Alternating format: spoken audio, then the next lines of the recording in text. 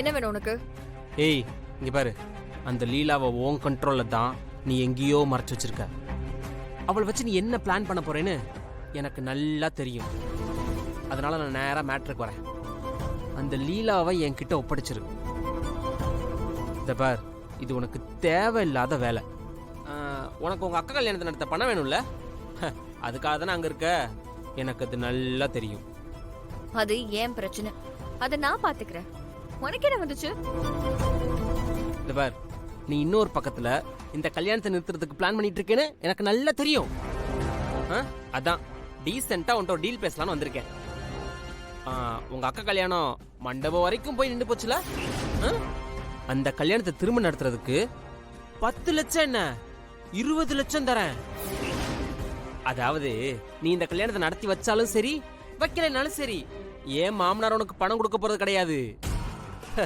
அதனால நான் சொல்றத நல்லா யோசிச்சு பாரு. ஏமா, நீ எனக்கு 5 பைசா திருப்பி தர வேணாம்.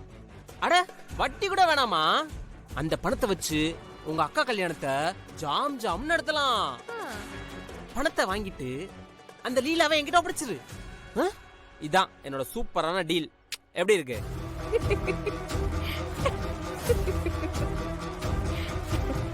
ஏய், எதுக்கு சிரிக்கிற? இல்ல, என்கிட்ட நேரா மோதி ஜெயிக்க முடியும்னு நம்பிக்கை இல்ல, அதான் இப்படி ஒரு கேம் பேசிக்கிட்டு இருக்க. போன தடவை வீராப்பா சவால்ல விட்ட, இப்போ இப்படி பொட்டி பாம்பாட்டம் அடங்கி போய் பேரம் பேசிக்கிட்டு இருக்க. அசிங்கமா இல்ல உனக்கு? ஏய், உன்ன மாதிரி கேவலமானவன் கிட்ட இப்படி ஒரு டீல போட்டு அந்த பணத்தை வாங்கி எங்க அக்கா கல்யாணத்தை நடத்துற அளவுக்கு நான் ஒன்னும் மோசமானவளா கிடையாது. சித்ரா நல்ல பொண்ணு, சின்ன பொண்ணு.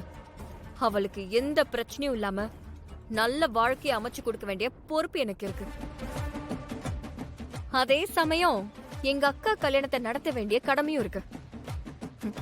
ரெண்டையும் எப்படி செய்யணும், என்ன செய்யணும்னு எனக்கு நல்லா தெரியும். உன் தயவு எனக்கு தேவையே இல்ல. இங்க பாரேன், நான் அந்த வீட்டுக்கு மருமகன் ஆனதுக்கு அப்புறம் உன் வீட்டுல எடுக்கிற ஒவ்வொரு முடிவுலையும் என்னோட விருப்பம் தான் இருக்கும். சோ இப்பவே என்கிட்ட நான் சொல்றதெல்லாம் கேட்டு கோஆபரேட் பண்ணேன்னு வச்சுக்கோயேன், நாளை பின்ன உனக்கு என்ன தேவைனாலும் நான் பண்ணித்தரேன். ஆனா என்ன பகச்சுக்கிட்டேன்னு வச்சுக்கோயேன், அதுக்கப்புறம் அந்த வீட்டுல இருந்து 10 பைசா கூட வாங்க முடியாது. ஏய், அந்த வீட்டுல உன்னை வேலைக்காரியா தான் நடத்துறாங்க. நான் வந்ததுக்கு அப்புறம் உன்னை இன்னும் மோசமா நடத்துவேன்.